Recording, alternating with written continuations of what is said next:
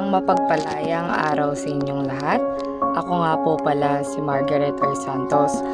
Bilang isang mental health advocate at presidente ng Alliance of Resilience of Youth Advocates of the Philippines, inaanyayahan po namin at binibigyan namin kayo ng payo na lubos nating pag-ingatan at patuloy na tulungan ang ating mga kababayan, ang ating mga nasasakupan sa kanilang nararamdaman.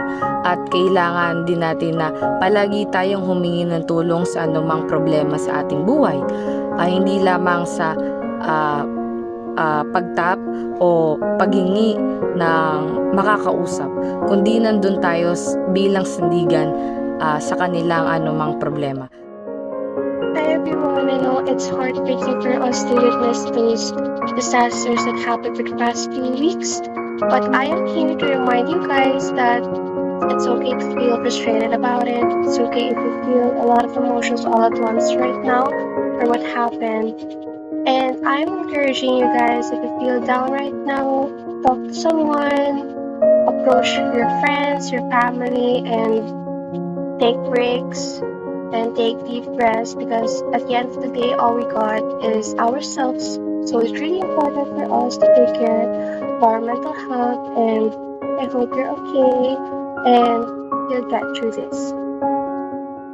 Hi, I'm Catherine Kate L. Rendon from RFPH, DV for Documentations and Archives. If you're watching this, whether you're in the Philippines or anywhere globally and you've been through a disaster, this is a reminder: healing isn't just physical. Your emotional well-being matters just as much. Be patient and kind to yourself. Taking time to process and grieve is a sign of strength, not weakness. Reach out. Let your love be heard by accepting the love and support around you. You are not alone. Hi guys! I just want to remind all of you that our mental health is also important as our physical health. So it's okay to pause, to breathe, and to heal. Hindi nagmamadali ang mundo para sa iyo. Gusto ko lang din sabihin sa iyo na pakikinggan kita, pakikinggan ka niya, at pakikinggan ka namin lahat. Do you have a friend or someone that you know who always smile? Or you think that they don't have any problems at all?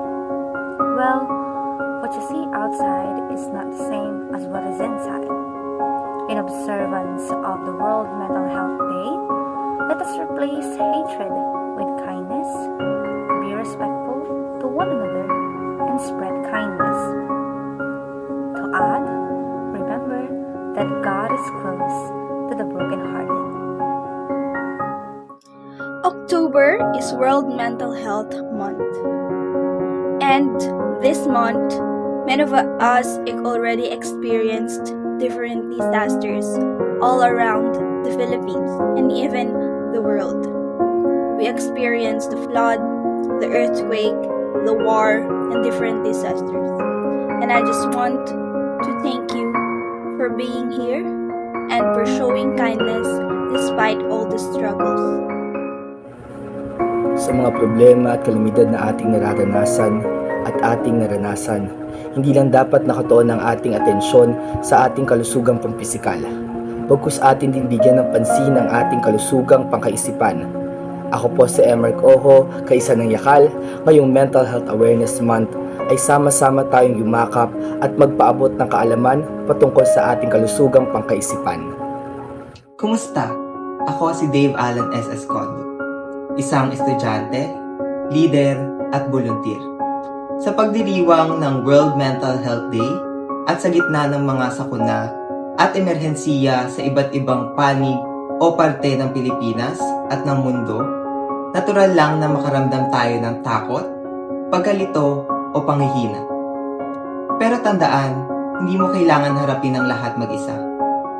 Huminga, magpahinga, at huwag matakot humingi ng tulong.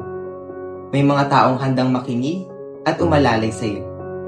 Sa panahon ng unos, mahalagang pangalagaan natin hindi lang ang ating katawan, kundi pati ang ating isip at puso. Dahil mental health matters, you matter. Ngayon ay World Mental Health Day. Napapanahon dahil maraming dumaranas ng sakit at lungkot dahil sa mga sakuna at trahedyang naranasan dito sa iba't ibang lugar dito sa ating bansa at sa ibang panig ng mundo. Kaya mo yan, kaibigan, kapatid. Maraming nagdarasal sa iyo. Tayong mga Pilipino ay likas na matatag at malakas ang loob. Hindi ka nag-iisa. Maging positibo lang. Magpasalamat sa lahat ng biyayang natanggap at sa lahat ng kaligtasang natamo. Ngayon ay World Mental Health Day. Ang araw kung saan mahalaga na ipakita sa lahat ang kahalagahan ng mental health being. Lalo na sa panahon na nakakaranas tayo ng iba't ibang kalamidad sa iba't ibang bahagi ng bansa. Kaya naman, magpakita tayo sa mga biktima o sa mga nakakaranas nito ngayon na hindi sila nag-iisa sa mga panahon na ito. Happy World Mental Health Day sa inyong lahat. Ako nga pala si Miles Morales. And with great power comes with great responsibility. Yeah! Happy World